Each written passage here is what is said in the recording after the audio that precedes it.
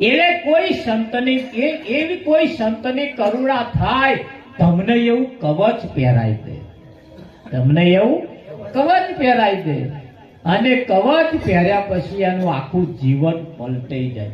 જેમ જેસલનું પલટાઈ નાખ્યું, જેસલનું જેમ પલટાઈ નાખ્યું ને, અજામિલ જેવા બારવટિયા જેને કહેવાય, તમે જો એવાનો જીવન કોઈ સંતબા પુરુષે બદલી નાખ્યો. વગર ટોકો ઓપરેશન કર્યા વગર એટલું બધું આમ બદલી નાખ્યું, આપણને ખબર ના પડે. આપણું પણ જીવન કોક સંતે બદલ્યું છે. નહીં તારા જીવન હારો હતો એવું તમને લાગે? તારા આ શાંતિથી અહીં બેઠું એવું લાગે તમને?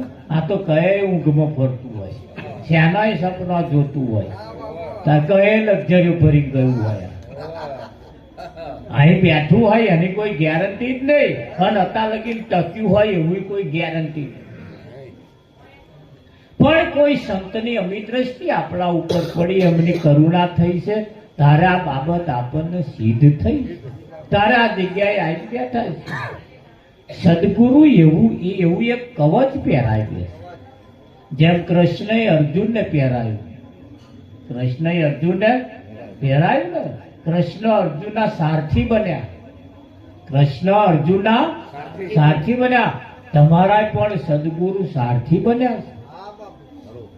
હા, તમારો તમામ કામ સદગુરુ કરીએ. આ તો આપણને એમ લાગે હું કરો છું, હું કરો છું, હું કરો છું, પણ શી ખાતરી? અહીંયા આગળ તો આપણા શેક્યો પાપડે ભાગે એવો નહીં, આપણા શેક્યો પાપડે ભાગે એવો.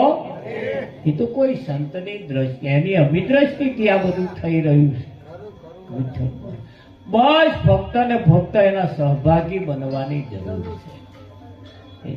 સદગુરુ રાજી રહે એમ કરવું, સદગુરુ રાજી રહે એમ કરે જવું. એ રાજી થાય તો બધું બહુ છે, રાજી થાય તો બધું બહુ છે. કોઈને ઘેર પ્રસંગ હોય ને, એ પ્રસંગ જે કરતો હોય એના ધ્યાનમાં તમે હોવા જોઈએ, તો તમારી પહેલી કંકોત્રી લખાય. લખાય કે ના લખાય? હા, તમે એના ધ્યાનમાં હોવા જોઈએ, કાં તો એના હગા હોવા જોઈએ, તમે એના મિત્ર હોવા જોઈએ, તમે એના સગા સંબંધી હોવા, તમે પાડોશી હોવા જોઈએ, તો તમને એનું આમંત્રણ મળે ને. પણ આ પાડોશી નહીં, હગો નહીં, હગો વાળો નહીં, મિત્ર નહીં, કશું નહીં, પછી એના આમંત્રણ વિઠ્ઠલ મહારાજ મળે.